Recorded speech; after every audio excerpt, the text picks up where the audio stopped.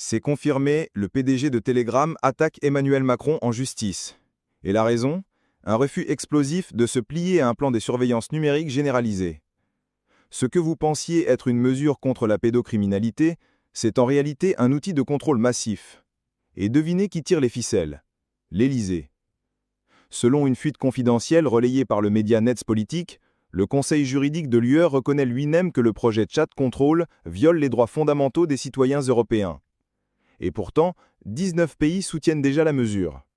Il en manque un seul, l'Allemagne, pour faire basculer tout le continent dans une surveillance algorithmique digne d'un régime totalitaire. Mais attendez de voir qui a couvert toute l'affaire en France.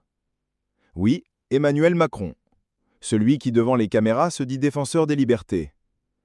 Mais selon un conseiller de l'Élysée, Macron a personnellement validé le changement de position de la France au printemps 2025. Initialement opposé au projet, la France est désormais l'un des moteurs du vote en faveur du Chat Control, sans aucun débat public. Et quand Telegram a refusé de collaborer, l'affaire a explosé. Le fondateur de Telegram, Pavel Durov, a révélé un fait glaçant. Des agents français l'auraient approché au début de l'année 2025 pour censurer du contenu politique conservateur sur sa plateforme juste avant les élections européennes. Durov a dit non. Résultat, il a été arrêté à Paris, interrogé à plusieurs reprises, placé sous contrôle judiciaire et interdit de quitter le territoire pendant des mois. Ses avocats dénoncent une procédure politique illégale au regard du droit européen. Et depuis juillet, Durov a déposé un recours contre l'État français devant la justice. Une première historique. Mais ce n'est que la partie émergée de l'iceberg. Ce que les médias ne vous disent pas, c'est ce que contient vraiment le projet Chat Control. À partir d'octobre 2025, toutes vos photos, vidéos et messages privés sur WhatsApp, Signal, Telegram ou autres seront scannés sur votre appareil avant même d'être chiffrés. C'est ce qu'on appelle le client-side scanning, un espion logiciel intégré dans votre téléphone qui analyse tout en temps réel. Imaginez un facteur qui ouvre vos lettres dans votre salon avant même que vous ne les cachetiez.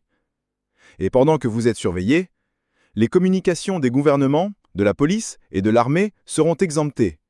Oui, eux ne seront pas espionnés. Un deux poids deux mesures inacceptable. Un eurodéputé allemand, Patrick Breyer, alerte depuis des mois. Ce projet revient à mettre l'ensemble de la population sous surveillance permanente. C'est une trahison des valeurs européennes. Et selon un mémo interne du Parlement européen, obtenu par Netspolitik, des députés auraient menacé de bloquer toute prolongation des lois temporaires actuelles, à moins que Chat Control ne soit adopté en version obligatoire. Autrement dit, du chantage politique en plein cœur de l'Union. Et pendant ce temps, les vrais criminels passent par des systèmes décentralisés, impossibles à intercepter. Le projet ne vise donc pas les criminels, il vise vous. Et là, c'est le moment où tout bascule. Le texte sera voté le 14 octobre prochain, et l'Élysée met toute sa puissance pour éviter une médiatisation. Selon une source interne au Conseil de l'UE, Macron aurait personnellement contacté Berlin pour influencer le vote allemand. Si l'Allemagne cède, la loi passera, définitivement. Et après? Fin de l'anonymat sur les messageries. Tout le monde devra prouver son âge. Scan automatique de tous vos fichiers, même les photos que vous ne chargez jamais. Et surtout, un précédent juridique pour légitimer d'autres lois encore plus intrusives. Face à cela, Durov a décidé de contre-attaquer. Sa plainte vise à démontrer que la France viole ses propres engagements constitutionnels ainsi que le droit européen. S'il gagne, le projet de Chat Control pourrait être suspendu à l'échelle de l'UE. Mais s'il perd, alors la porte sera ouverte à la surveillance de masse pour toute une génération. La République mérite mieux que ça. Nous ne parlons pas ici de sécurité. Nous parlons de liberté fondamentale qu'on écrase dans le silence total des grands médias. Partagez cette vidéo, abonnez-vous et refusez le silence. Parce qu'un peuple qui ne peut plus parler en privé n'est plus libre.